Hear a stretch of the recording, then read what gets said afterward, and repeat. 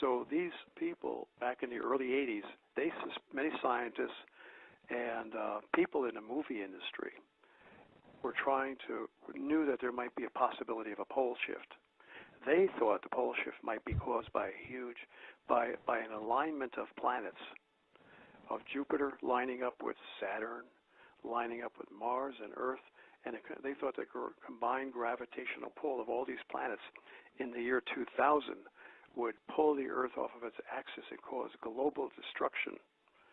They didn't know about Planet X then, but they were on the right track. So they wanted to find proof that this pole shift had occurred in the past. So they got Alex Tannis, and Alex Tannis on this videotape says, "I went into the Bermuda Triangle. A part of me went out of my body and swam deep beneath the ocean. And I saw the most marvelous ancient civilization down below the ocean. I saw marble staircases, spiral staircases, marble columns, marble roadways. It was the most pyramids. It was the most spectacular thing I've ever seen in my life." He did an out-of-body experience. I mean, I've never believed in that, but I can see the proof of it from the testimony of Alex Tannis. And then in this videotape, they said a lot of people did not believe Alex Tannis, but we went out to the coordinates where he had described to us, 40 miles off the coast of Florida. It's called the Bimini Road. And sure enough, they found a 1,000-yard long road made of marble. Of course, it's now encrusted with coral and everything. But when he saw it in his vision, he saw it as it existed thousands of years ago before it sunk beneath the sea. It was a part of it. It was then a part of the ancient continent of Atlantis. And they stopped the boat right there, and they used sonar to look down, and they detected this undersea pyramid with the capstone missing. So with the capstone missing, that tells you that this was Illuminati. This was the ancient occult practice that was worshipped and followed thousands of years ago. So the evil mankind has not changed, because the same evil spirits that ruled mankind over the millennia are at work, creating these occult worship symbols, such as the pyramid without the capstone. But they use sonar, and they look down, and you actually see on a videotape, a sonar picture of a pyramid deep on the ocean bottom, 40 miles off the coast of Florida. This pyramid has no capstone. It's just incredible, and you have to believe it. So there's more evidence that the Earth was sunk. Yeah, I was just going to say that should be enough for people to realize. And I think what a lot of people feel is, they especially when you're young, you got this feeling of indestructibility, like, well, that can't happen because I'm here. And I have news for people. It doesn't matter who's here. When it's going to happen, it's going to happen. And it is going to happen at some point. Well, it seems that some point is getting close to us in time right now. Because if you talk to some of the young people that, we think you're right, young people have this feeling of eternality, indestructibility. But if you see some of them, many, many thousands, and a growing number are being subjected to these horrible weather disasters. Entire houses, and we've all seen it, it's horrible, it's sad, it's tragic. We feel for those people. But these young people see their house turned into a pile of debris, wreckage, so grotesque that you just can't imagine how could they ever clean up all that wreckage that was once a house. And now they've got no place to live. Those people are painfully aware of how destructive this world is becoming, the weather. The tornadoes are super tornadoes now. It's all evidence. It's all evidence right before your eyes in living color. And some people, unfortunately, people have actually felt the pain of the evidence. Super tornadoes, miles wide. It never used to be that wide. Tornadoes used to be much narrower. Tornadoes were never had the high wind speeds that they do now. No, they look like hurricanes on the land, though. Yes, that's another thing. Land hurricanes, they call them derechos. Derechos I never even heard of a derecho in all my life. And now we're getting them. But these hurricanes, the one that destroyed MORE, Oklahoma, oh, how tragic. That had wind speed of around 300 miles an hour. I mean, it's, that's a circular rotational speed. I mean, that is incredible. I mean, that's a record. I think that broke a record. There was nothing ever has been recorded at that high a velocity, no tornado. And the wind miles wide. John, I've looked at, yeah, I was just going to say that, I always thought of tornadoes as these, somewhat small funnel clouds, and if you were in its path, you were in trouble. But, now it's like you said, they're so wide that, you're going to be in its path. It's like we just said, it's like a hurricane just traveling across land. It's unbelievable. I tell you, I watch the Weather Channel, and sometimes I cannot believe what I'm seeing. And I think a lot of, especially the younger people, again, they look at this and they don't know any different. They think it's normal. It's far from normal. Yeah, I mean, here's another crazy anomaly that shows the Earth is in trouble. These experienced weather hurricane or tornado chasers, they were playing it safe. They knew that if you stay on the south side, I think the Weather Channel was saying this, if you stay on the south side of the tornado, you're okay because the tornado always moves toward the northeast. However, for the first time ever, the tornado, instead of moving northeast, it moved south.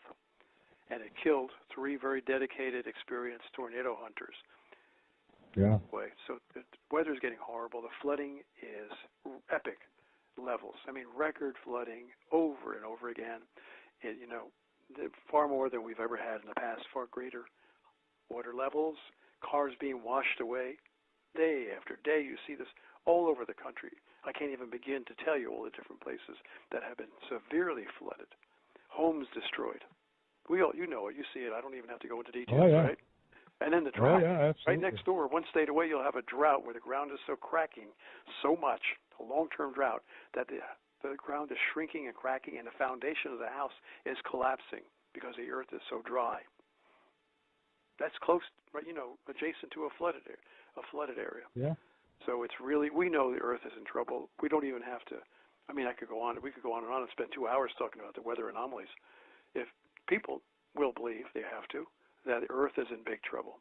And getting back real quick, I'll give you my theory, and I've written this up formally and trying to present it to many people who might pass it on to others so as to warn the world. My theory that I began to explain before as to what is happening to Earth's magnetic field.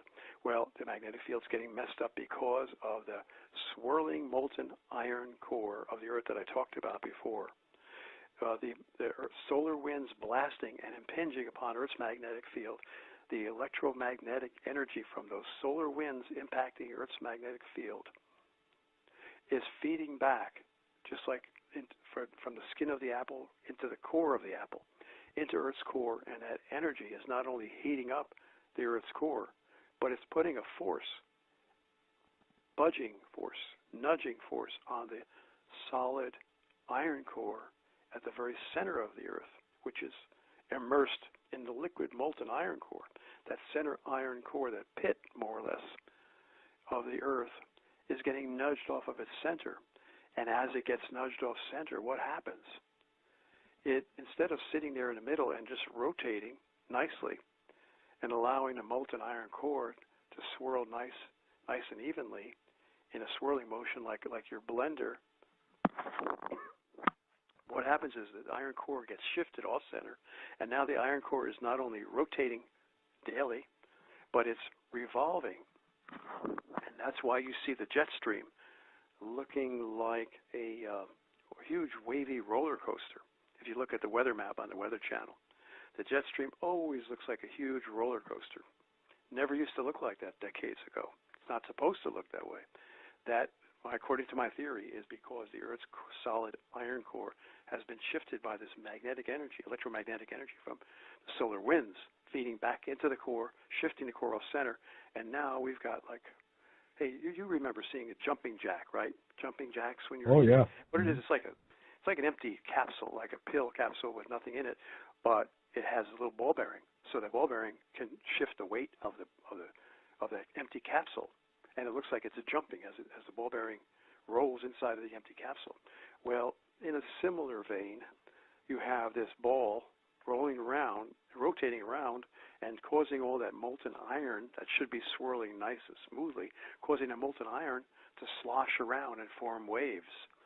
Now, the molten iron itself is what generates the magnetic field, because the molten iron is comprised of free electrons. Iron is an electrical conductor, and when you melt it, all the free electrons that would normally flow through, like in a wire, those free electrons are moving. And we know what moving electrons, swirling electrons, constitute. It constitutes electric current. You can create electric current by taking a lot of electrons and stirring them up in a big circle if you had the power to do that. Stirring up like you would stir your coffee with a stirring stick. Okay, all these electrons, like you're stirring coffee in a stirring stick, they would swirl in the molten iron, and the movement, circular movement of this mass of free electrons in the iron, in the molten iron, would constitute an electric current. Now, when you have this swirling electric current inside the Earth's core, that's what generates the magnetic field that surrounds the Earth. So if that solid iron ball at the center of the Earth gets knocked off center by the sun's impacting electromagnetic energy, then that solid ball starts to move around, is off center, it starts to slosh around and create waves in the molten iron, swirling molten iron. So now you've got a wavy, sloshy molten iron. Now, if the molten iron sloshes enough as that ball moves farther and farther away from the center, and that ball moves farther, closer to the edge of the molten iron swirl, now the sloshing of that molten core gets so accentuated, so radical, that you have waves that fold back on one another. Now some of that swirling molten iron is going in the opposite direction. Instead of swirling, like clockwise, some of it is sloshing back in huge waves, curling waves, like surfer waves, that go back in the opposite direction. Well, that generates a reverse magnetic field. So the polarity, instead of going from north to south, goes from south to north. And that's how you get a pole reversal. That's my theory. Nobody else has ever put that out, to my knowledge. And that's my personal theory, and I believe it's true, and I'm hoping that others will see it and examine it to let us know that, hey, this is why we're getting all this. The Earth's solid core is off-center because of the sun, blasting from the sun. Yeah, and I should also add that magnetic field, as we know, protects us dearly. And, shields are down. We're vulnerable. Yes. And we've got a call, John, and I want to take it. But go ahead and comment if you wanted to. But, shields down. Yep. All right, Kathleen in Florida, you are on the air. Welcome aboard. Hi, everybody. This is awesome. This is a great show. I love it. Thank you. I grew up in South Florida near the Bermuda Triangle, and there was always stories about compasses going crazy and, boats losing connection with, their radios and stuff like that. But I went to high school from the year 79 to 82. And during one point, one of our friends was out on a boat fishing with another guy, and they never came home, and they never found the boat, and no one ever knew. I mean, they just disappeared virtually. So I guess there was I would say probably like a year or two that went by, and my friend and I were in a car driving by his house because he only lived a couple blocks away, and it was always kind of weird, when we drove by, because he had a brother, and his brother was still there, but, our friend was gone. And it was dark, and we were going past his house, and there was like a little cloud, probably about the size of, like if you put your arms in a big circle in front of you, no bigger than that, maybe kind of an oval shape. A cloud. Not thick and not thin. But we just drove by, his house at residential speed, and all of a sudden, this cloud came from his yard and came across the street and went underneath my vehicle, right where the driver's side door was, and then went underneath, and then went out from the passenger side underneath the car. And my best friend was driving with me, and I said, did you see that? And she said, yeah. And we just were like, whoa, you know. And we just assume that, you know, that was our friend. But when you talk about the Bermuda Triangle and all those disappearances and stuff from years ago, and now you talk about how they found the pyramids underneath there and stuff, do you think that has any connection? It very well might. It's a great mystery. And stuff? I'm sorry, what? You think that has any connection with the pyramid that they found, you know, just what you were talking about? It's a great mystery, really. I have not studied it, so I wouldn't want to make any kind of statements, but certainly I've had I have some speculation. It could be related to large magnetic deposits, iron deposits beneath the seabed around there, and it could very well also be related to the civilization that existed that was sunk off the coast of Florida. You may be right. We know they had advanced technology back during the time of Atlantis, this great ancient empire that, which was very much like our current United States, in high technology and great world. It was a great world power. They had weaponry, and I should really refer to some of the Edgar Cayce, the great sleeping prophet. This psychic is accepted even by scientists. I spoke of him just a while ago. But Edgar Cayce, in his trances, he talked about what happened in Atlantis thousands of years ago before the great sinking of Atlantis. And he mentioned crystals that they used. They had a more advanced technology that used crystals. And it was dealing with energy weapons and all kinds of weird stuff, which our government, believe it or not, it must be true, because our government has secretly sought this ancient technology. So you may be right. There may be something magnetic or some kind of substance that was related to that ancient advanced technology that they had, because there was a pyramid off the coast. They did indeed discovered at least one pyramid 40 miles off the coast of Florida. Now, where was the location? Was it near the Bimini Road, which I spoke about?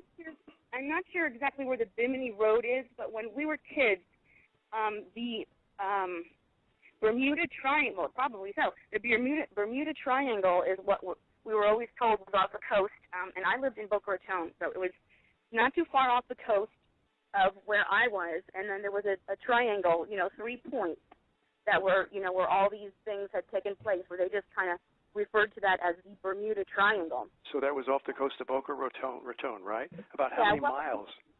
How many miles off the coast? Not far, and I can't remember exactly, but we always knew that it was there, and I've been over it many times. I've been fishing in it many times, and we had never ourselves experienced anything weird, but, we used to make jokes about it and stuff, and then, when our friend went missing, we thought that was really bizarre. Well, when you look at the records of all the planes that were lost over there, it seems their instrumentation went haywire when they got over that Bermuda Triangle. So it could very well be something magnetic that was affecting it. But now, how would magnetism cause that boat to capsize? It could be whirlpools.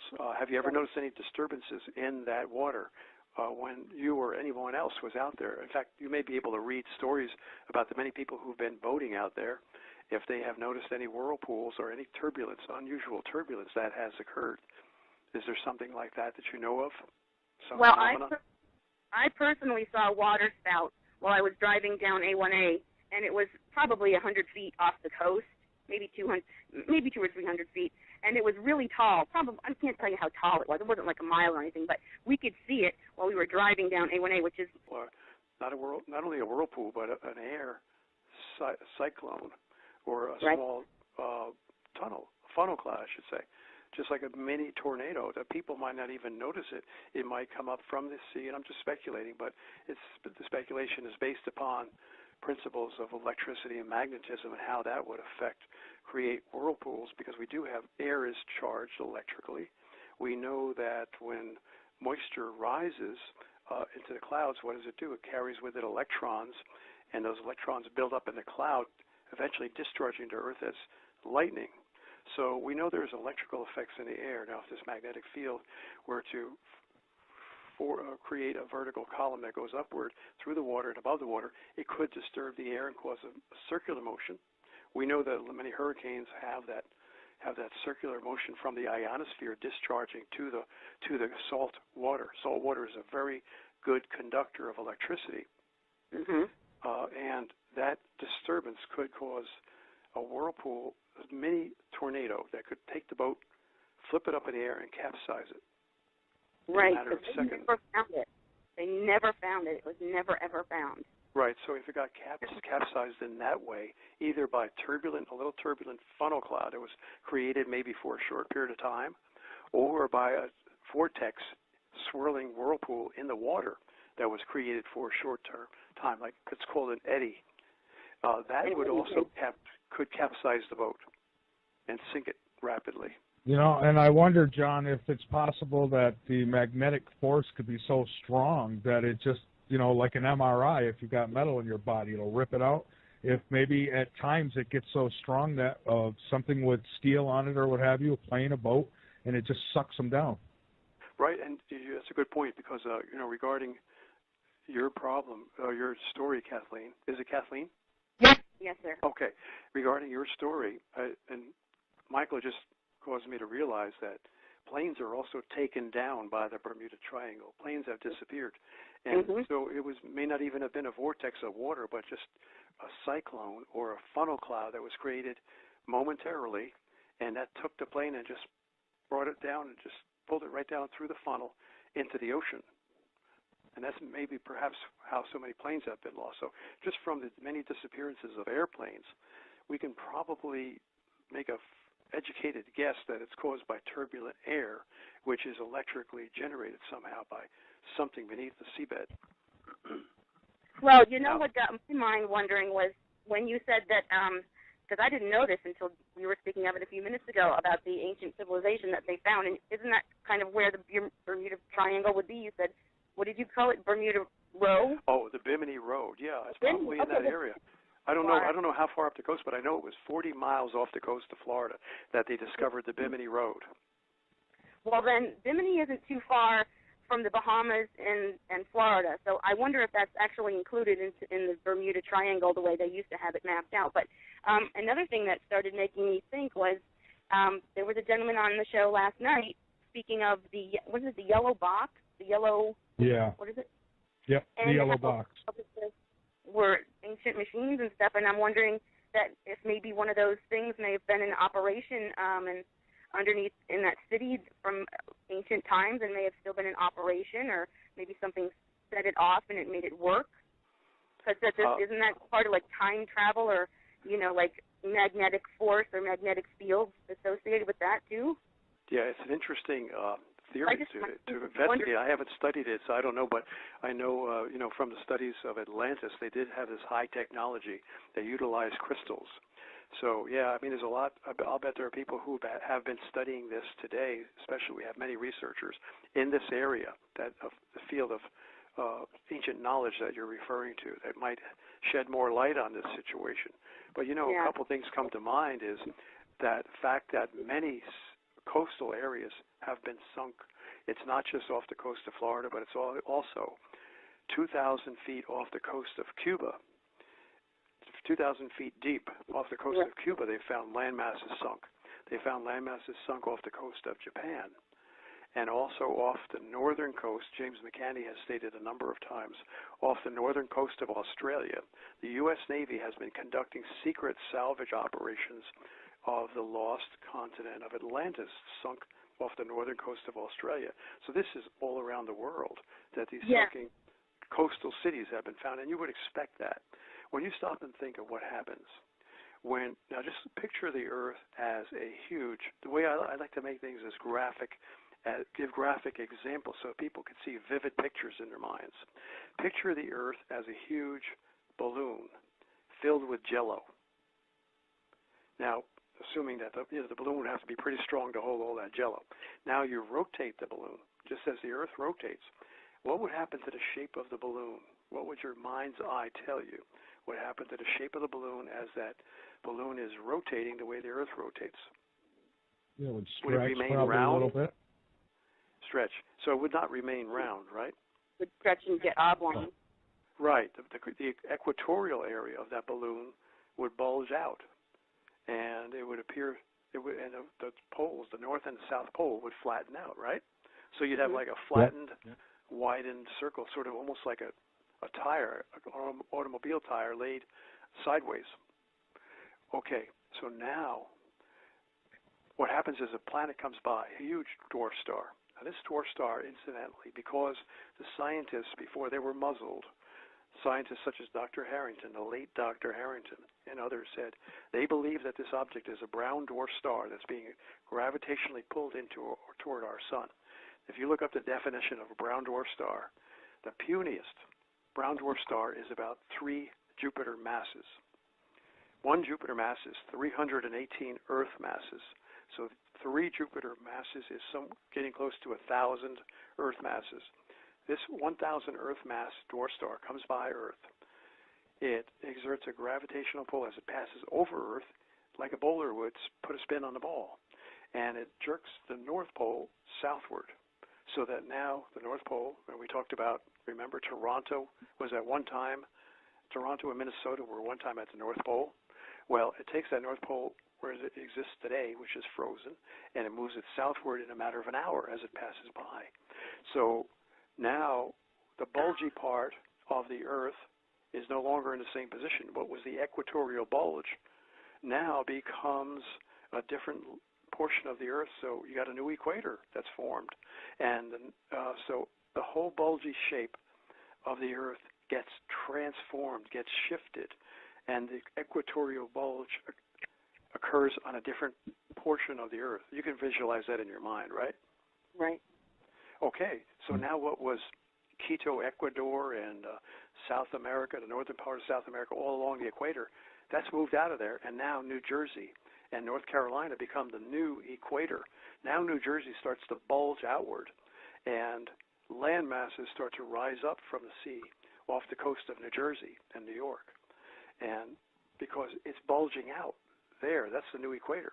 Whereas the old equator, where it's the northern part of Venezuela, for example, northern part of South America, that bulge now goes southward and it begins to contract. All that land around Venezuela sinks beneath the sea because the bulge is no longer there. You can visualize that probably, right? Mm-hmm. Sure. So now this is why you got land masses that sink in some areas and other land masses that actually arise out of the oceans. And incidentally, what that reminds me of is an ancient scripture, not even a scripture, it's from an anthology. It's a book written by men, historical records, ancient historical records of the past destruction. And I'll paraphrase it. I have it here somewhere in one of the books, but rather than find it right now, I can paraphrase it. It says, these ancient people wrote that the destroyer will appear again. They call it the destroyer. They said, normally in normal times, the Earth rotates normally, and the stars can be predicted. Motion of the stars can be predicted simply because the Earth is moving in a regular way, and every so many years, you can see certain constellations out there. But a time occurs when the destroyer approaches. Now the stars become chaotic, and they begin to swirl around in the sky.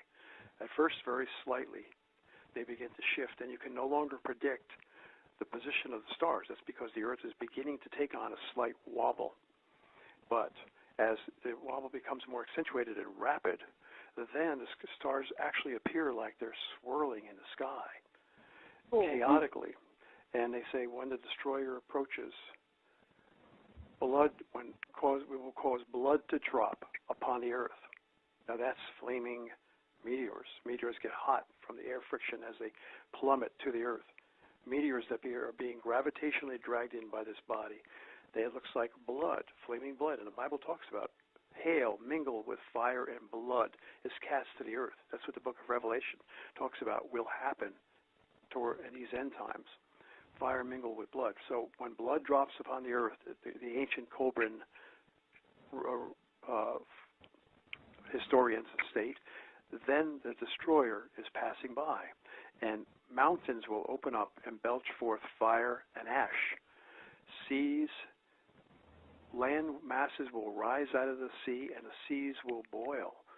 It says the sea will be swallowed up by the land, meaning that, wow, all of a sudden land starts jutting up out of the ocean and the seas begin to boil because of the heat that's generated within the earth and coming from these comets magnetically, magnetic heat, just like a microwave oven would magnetically bombard a plate of food and heat it up.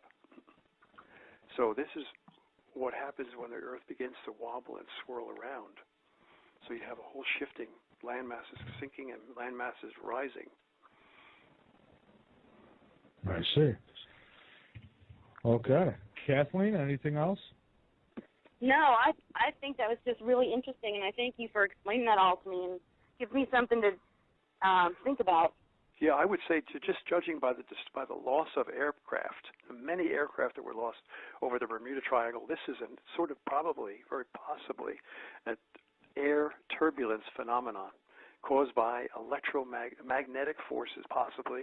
Again, I don't know, but it's, it sounds like credible or plausible speculation. Magnetic forces deep beneath the seabed that are causing turbulence in the air, and we know the air can be electrically excited, that would cause whirlpools and the air swirls or funnel clouds, and we're seeing a lot more funnel clouds now, that would pull an aircraft and pull it right off of its stability and bring it into a nosedive, actually. Yeah, suck it right in. Yeah.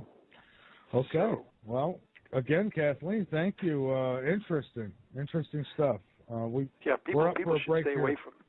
People should stay away from the water. We're getting so many reports on the Weather Channel. It seems like every day.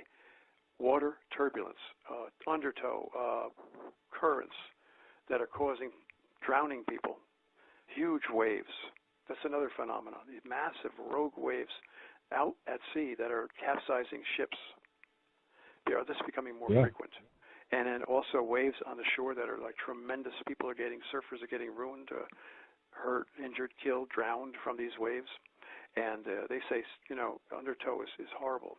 It's very dangerous, so people need to stay away from the water. I would not be boating anymore if I were someone who likes boating. Yeah, I would.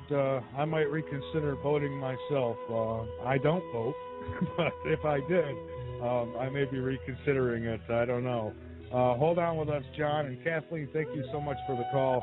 We've got to take one last break, and we'll come back and finish up with John. This is Late. Okay, and it kind of is the end of the world.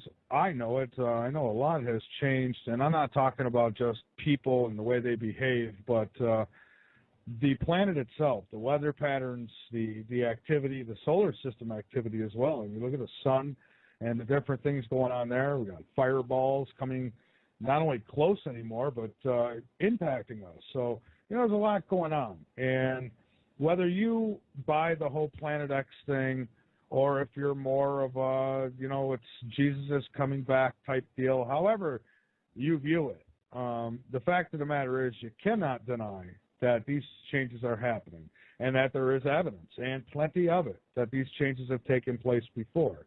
Now, me, I never deny the fact that we are going through some trying times here on this earth, not only with political structure, but most definitely with Mother Nature, if you will. There's a lot of people out there who will tell you that they know exactly where Planet X is and that it's coming, it's going to do this, it's going to do that, whether it be the aliens told them or whatever it might be. And I'm not picking on anybody. I'm just saying that there's a lot of people out there with different ideas on this.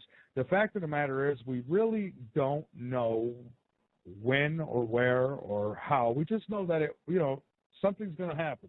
It's happened before on this planet. It's going to happen again. So it's not that I dismiss any of it.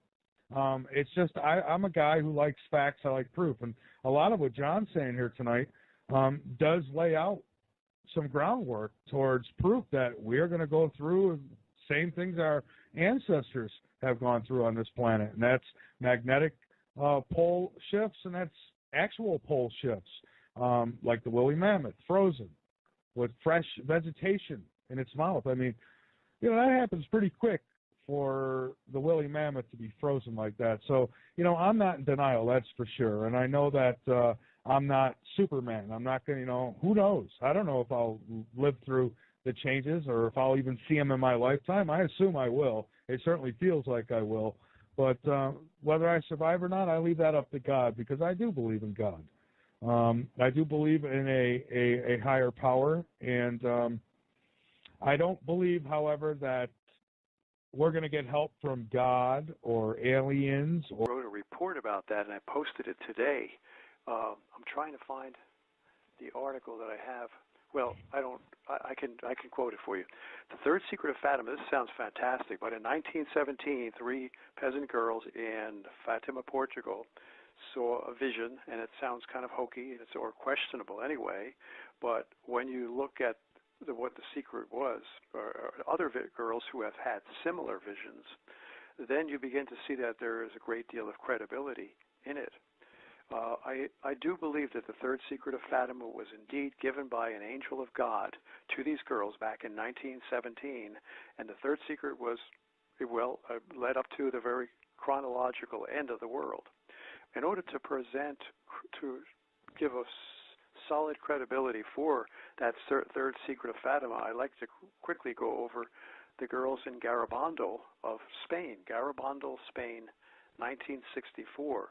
These 4 sisters, young girls, were out picking apples in a field. It was clear skies.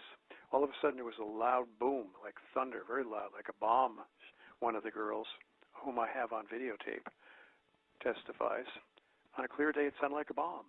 And all of a sudden one of the girls falls to her knees in a trance, and the other girls think that she's ill and you go to run for help, but all of a sudden they fall to their knees also in a trance, and they are spoken to by an angel.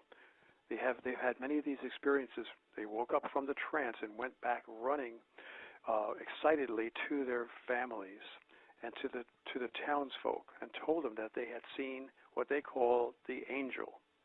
And there were many such experiences where they were spoken to by this angel. And there was actually films. We see videotapes from a documentary that was made showing films of the girls when they were in this trance-like state, sort of like the same state that Edgar Cayce was in when a spirit, I believe the Spirit of God, gave him this power to heal people and to predict the future. He even said it was from God. Well, there was one night when the girls of Garabandal told the townsfolk who were filming them, we want to be left alone. We're being told that there's something serious is going to be told to us by the angels. Well, it was called the Night of Screams. These girls were horrified at the vision that was given to them by the angel.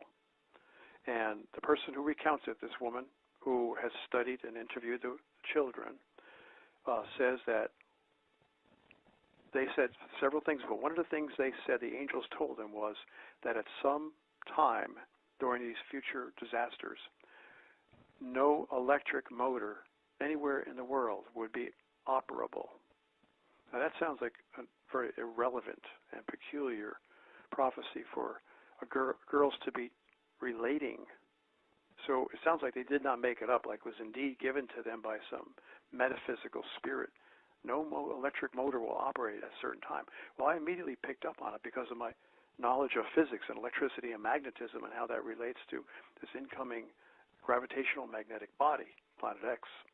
And I realized that what happens is this object is, we discussed earlier, when any kind of a comet penetrates the outer heliosphere surrounding our solar system, that electrified gaseous heliosphere, the electrified protons, electric protons in a gas, which comprise the gas, cling to this incoming body, and now this body is saturated with positive electric charge, plasma.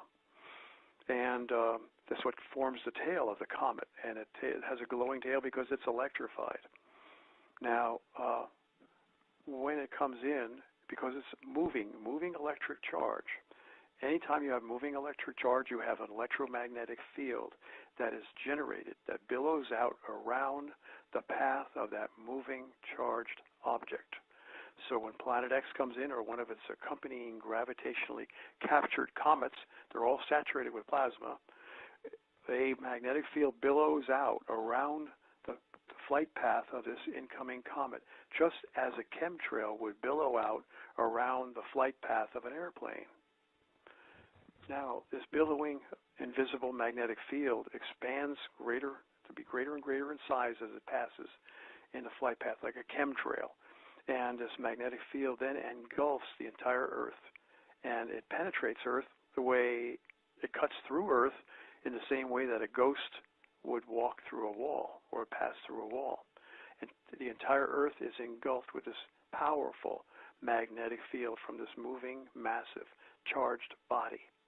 And as a result, all the electric fields, the electric fields individually created within each motor on the Earth, the thousands of electric motors, all those electric fields would be canceled out, wiped out, erased, nullified by this massive Earth-engulfing magnetic field from this passing space body.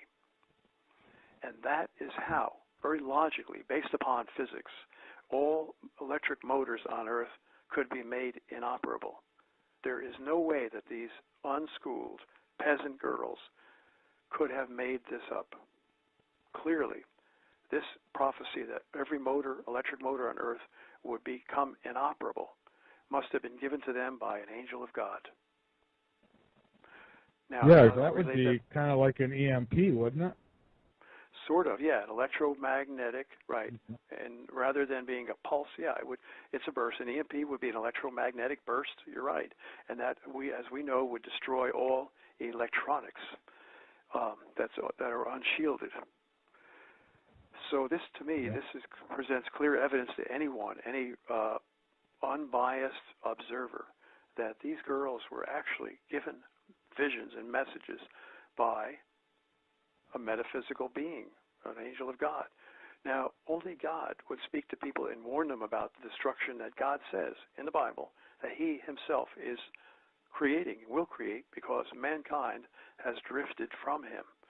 So it makes perfect sense to me that all this is ordained by God, because the angels warn that this is going to happen. And furthermore, the research that this woman did, who relates what the testimony that she got from interviewing these women, and one of them was still alive and testifying. In fact, there's a couple of them that are still alive, because it was only 1964 in Garabandal.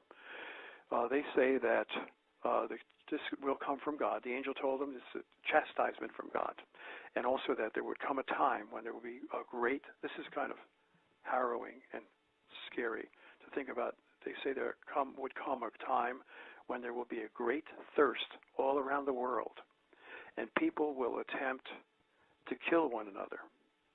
Now, they didn't relate the great thirst to people attempting to kill one another. They just related what they heard. A great thirst, and people will attempt to kill one another. I deduce that what that means is they will be so thirsty that they will kill each other just to drink their blood. That's what I was thinking. It's horrible. It's really so. It is. And in the Bible, it's sad to say, but in the Old Testament, God promises to do these kinds of things, to force people to make them so hungry they will actually cannibalize one another. But it sounds like a very cruel God that people don't want to accept. Does. But then if you had a judge that said to you, look, if you commit this crime, you're going to jail for life. I don't like that judge, but I better darn well take him seriously.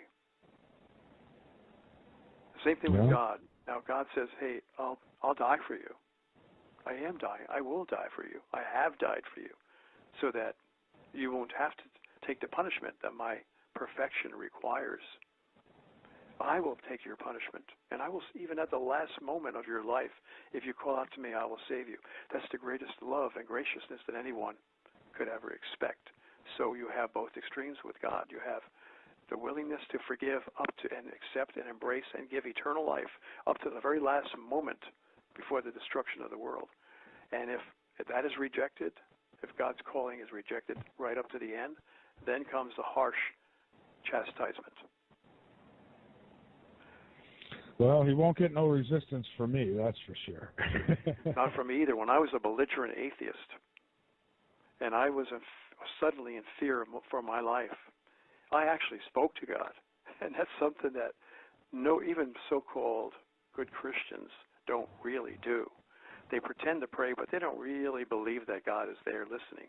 Well, to a certain extent they do, but, it's kind of half-hearted. But me, a belligerent atheist, saved me. And even then, I remained an atheist, even after that, for years, until finally God drew me. It wasn't me, but it was circumstances in my life where God brought me to recognize Him and to embrace Him, His Spirit. Well, anyway, here's some evidence that shows you, scientific evidence of the acknowledgement by our government of Planet X. Before they said, hold it, put a lid on that, don't talk about that anymore. Our wonderful, evil National Security Agency that we're hearing so much about told NASA, because they control all the government agencies, they told NASA, stop putting out these reports.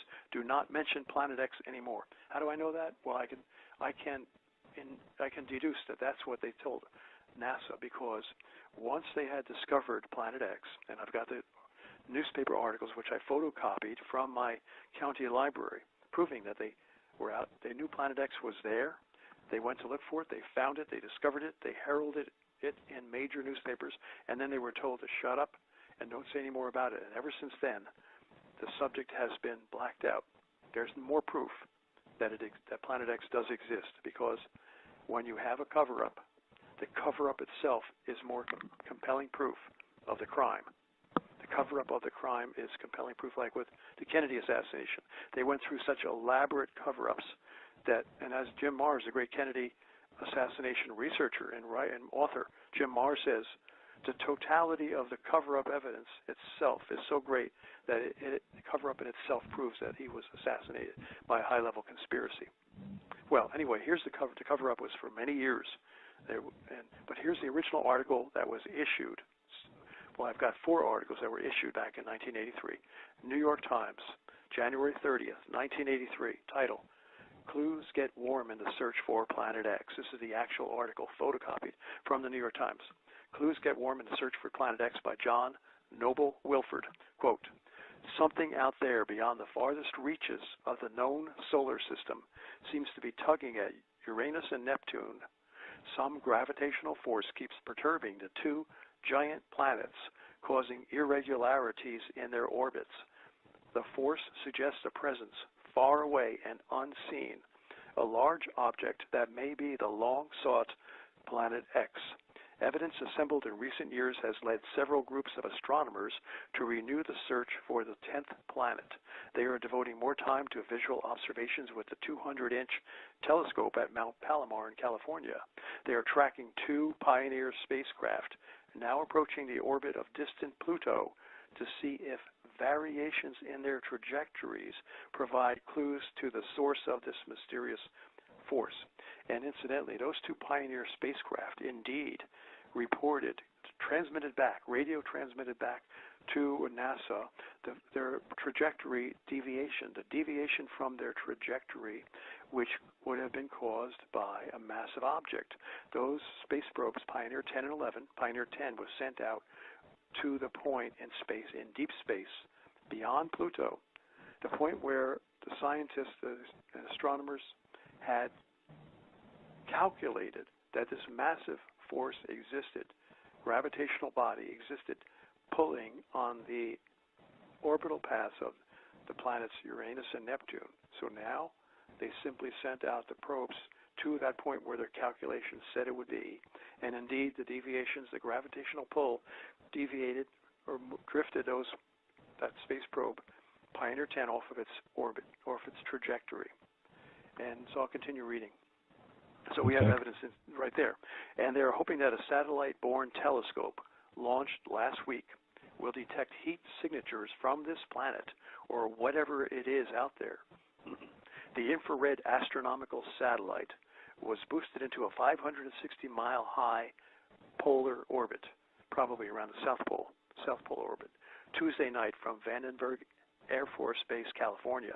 It represents an $80 million venture by the United States, Britain, and the Netherlands. So here you had 3 nations basically looking for this object, 3 governments, 3 space agencies, all knowing that this object, which they have named, it's not a science fiction name made up by a bunch of, people with That's right. imaginative people. But it is a name officially given, Planet X, given by Percival Lowell, a famed astronomer who constructed an observatory back around 1910 to find this object, and he called the object Planet X. And the NASA, the National Aeronautics and Space Administration of the United States government itself, has continued calling it Planet X in their internal documents, one of which is titled The Search for Planet X, which you can find now on the internet. It's no longer, somehow it's been leaked out. But anyway, 3 nations knew about it. So Netherlands, the United States, and Britain, they've sent up this infrared astronomical satellite. Quote, in the next 6 or 7 months, this telescope is expected to conduct a wide-ranging survey of nearly all the sky, detecting sources not of ordinary light, but of infrared radiation, which is invisible to the human eye and largely absorbed by the atmosphere. Scientists thus hope that the new telescope will chart thousands of infrared-emitting objects that have gone undetected, stars, interstellar clouds, asteroids, and, with any luck, this object that pulls at Uranus and Neptune. And it goes on and on. It talks about how, I'll just paraphrase, how even back in the early 1800s, this astronomers noticed that when they discovered Uranus and Neptune, Uranus was discovered in 1781. Imagine that. And so they noticed perturbations, that there were irregularities at a certain point in the orbit of these planets, and they correctly assumed that it was caused by a gravitational body far out. So you could not see it, but you could see the gravitational pull that it was exerting on these outer planets, and that's why they knew it existed. So, and it goes on to say that Clyde Tombaugh was a famous astronomer who discovered Pluto. He was looking for Planet X, and he accidentally discovered Pluto. He was at the Lowell Observatory in 1930, Percival Lowell's observatory, and discovered Pluto. Well, they said, well, Pluto's too small, but it's nice that you discovered it, but it's too small to be this massive gravitationally pulling object that we're looking for. So they continued to search for it. And this article says, I'm getting close to the end of the article, I skipped quite a bit to save time. Quote, recent calculations by the United States Naval Observatory have confirmed the orbital perturbation exhibited by Uranus and Neptune, which Dr. Thomas C. Van Flandern, an astronomer at the observatory, says could be explained by, quote, a single undiscovered planet, unquote. He and a colleague, Dr. Robert Harrington, incidentally, he's dead, and many people believe Dr. Harrington was murdered because he was about to reveal telescopic images of an incoming Planet X. So he died very rapidly. Again, many people believe he was murdered. And I can give you more evidence to indicate that he was murdered. Okay, we've got about 6 minutes, John, so go right ahead. I want to hear it. Okay. In the obituary, when he died, just before he was about to reveal this telescopic images that he had taken of Planet X to determine, is it there? Yes, it was there. Is it incoming? We believe yes. He was about to release this to the world. He never got a chance. In January 1992, he died of rapid onset cancer in a matter of a couple weeks. They give people cancer. This is well known. It's a nice way to kill people without making it seem like it was foul play. Well, why was not the information revealed? Why were not the photographic evidence revealed to the public showing this planet? It was concealed. There's evidence right there that he was murdered. Even if the man died of natural causes, they still should have released the photographs of Planet X, but they didn't want anybody to know about it, and the subject was blacked out in the press for the last 30 years, ever since the discovery of it. Another thing, they did an obituary. The U.S. Naval Observatory did an obituary for their chief astronomer, Dr. Robert S. Harrington. And they said in the obituary, they really incriminated themselves by saying this, at the end of his career, Bob Harrington really lost all interest in Planet X, which, as we know, is a complete lie. It's a gross lie, because this was a pursuit of this man's life. I mean, any astronomer would have considered that the greatest discovery in history. And Dr. Harrington devoted his whole life to that pursuit. So we know that somebody from the NSA You know, the U.S. Naval Observatory, they're not a bunch of spies and spooks. They would not do something like that. But probably some creep from the NSA got in there and said, throw this into the report because we don't want them to think that Harrington died because he discovered this Planet X. So throw this little comment in there. Say, oh, Bob lost all interest in Planet X during the last year or so of his life. Well, by saying that, making that unsolicited comment, which was unbelievable, they incriminated themselves. And this shows another, to me, is quite clear, to many people, quite clear evidence that he was murdered. So they kill people over this, and others have I been agree. murdered too. And I'll tell you, John, talking with you tonight, you've piqued my interest again, where I want to go back and look at different things and see if I can find anything else. I mean, boy, I wish somebody could get their hands on those pictures and release them. But nobody will. Right. Michael, I have to tell you real quickly. Here's something you mentioned at Fatima. Okay, the girls at Fatima. What happened was one of the sisters, the others died of the swine flu, Spanish flu of 1917, 1918, but one survived, Lucia. She became a nun. Now, there's photographic evidence, and I just put a report out. Someone was doing research, not only an informant of mine that I spoke with a few years ago, but somebody else, Marian Horvat, put out a report showing photographic evidence that absolutely proves that this Sister Lucia, which became a nun and became very aged and lived in a cloistered convent until she died, supposedly died just a few years ago, she was not the real Sister Lucia. She was a phony Sister Lucia. And that phony Sister Lucia existed for many years. The real Sister Lucia probably was murdered in the early 1940s. She was told to be quiet and never mention a word about that third secret of Fatima to anyone except to the Vatican. Evidently, photographic evidence that I posted today from Marian Horvat shows that the Sister Lucia that the church has represented as being, the girl who was given the message of the third secret, is a phony. You've got to see that report. It's fantastic. Yeah, please, if you think about it, if you can remember, please send it to me, and also send me links to the articles you spoke of, and I'll post them. But I have a couple of questions from the chat. If we can get a quick answer. Okay. One is, where is Planet X right now, and the other is, are you aware of the large black triangle object in the sun?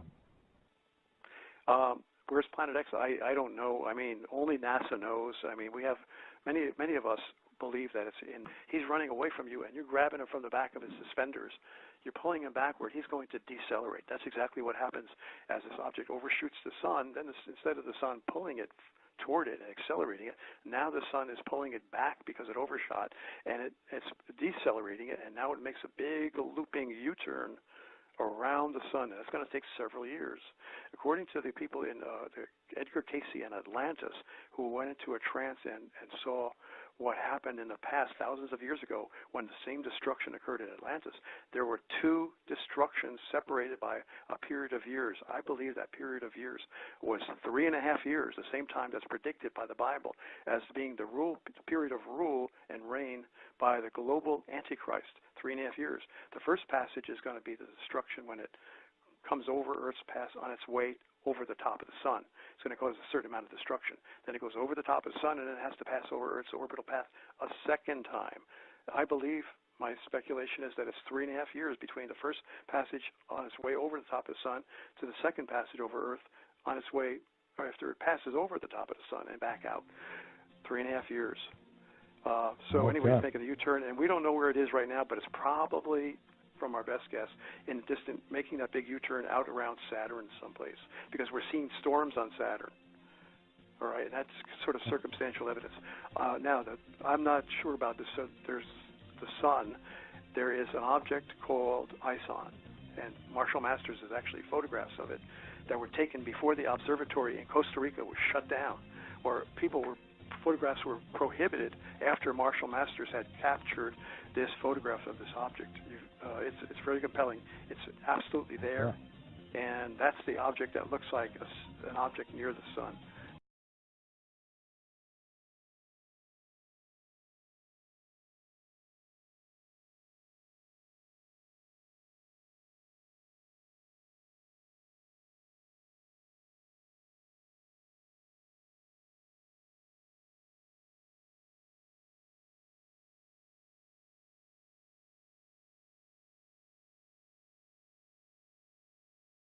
So these people back in the early 80s, many scientists and people in the movie industry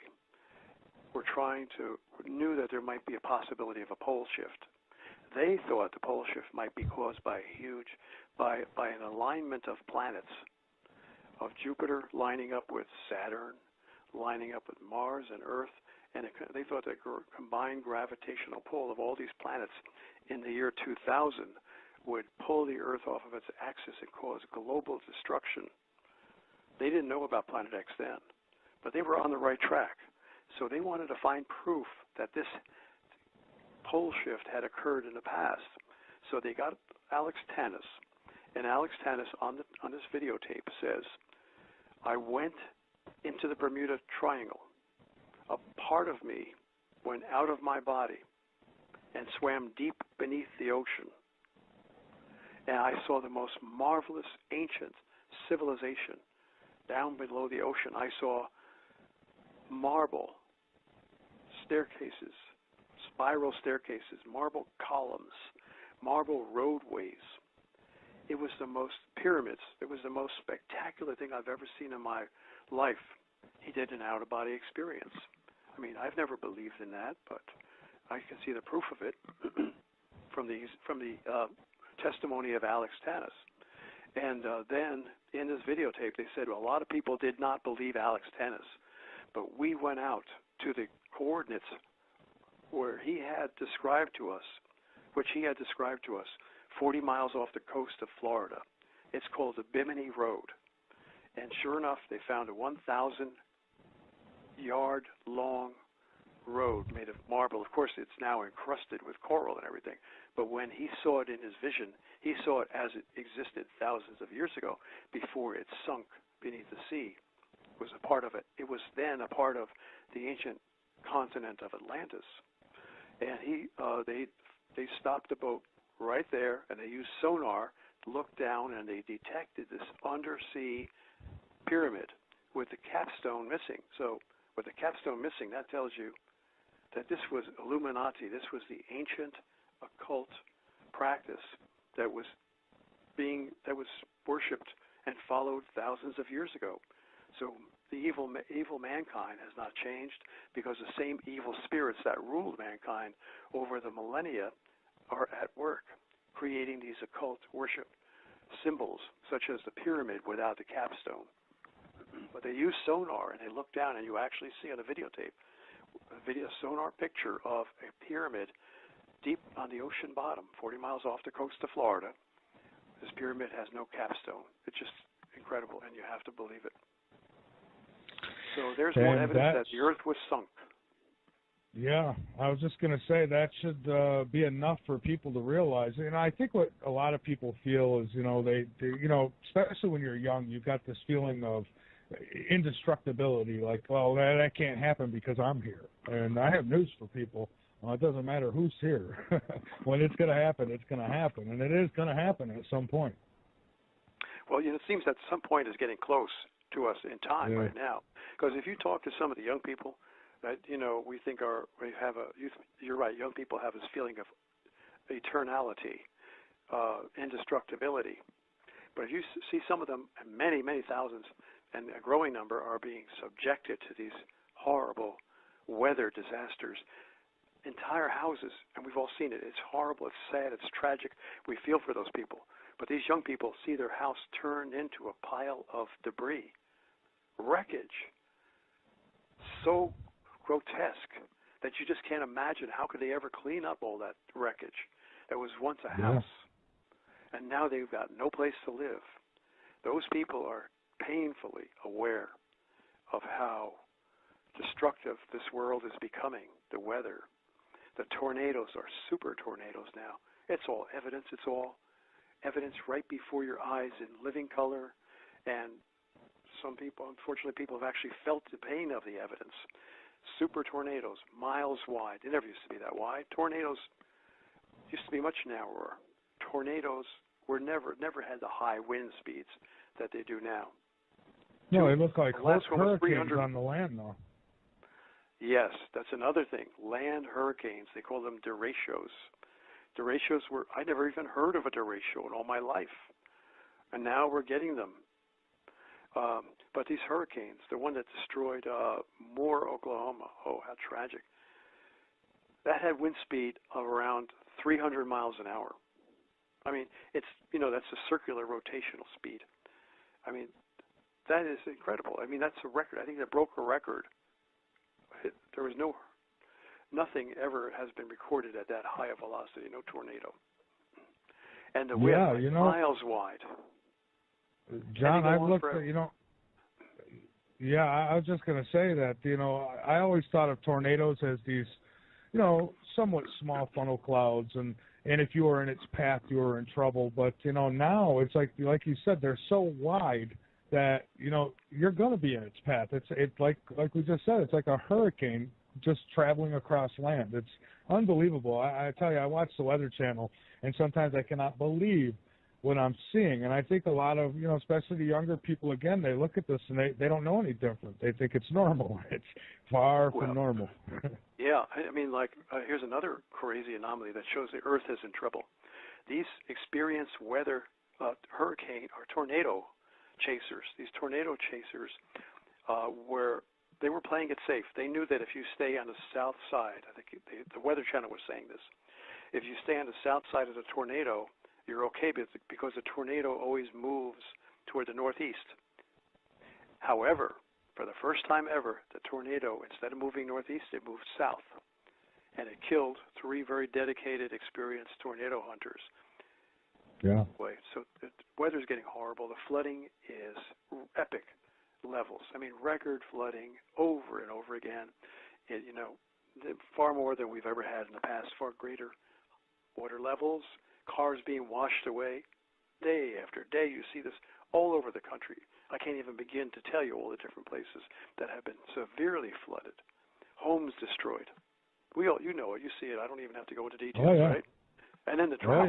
Right next door, one state away, you'll have a drought where the ground is so cracking so much, a long-term drought, that the ground is shrinking and cracking, and the foundation of the house is collapsing because the earth is so dry. That's close, right? Adjacent to a flooded area. Yeah. So it's really, we know the Earth is in trouble. We don't even have to.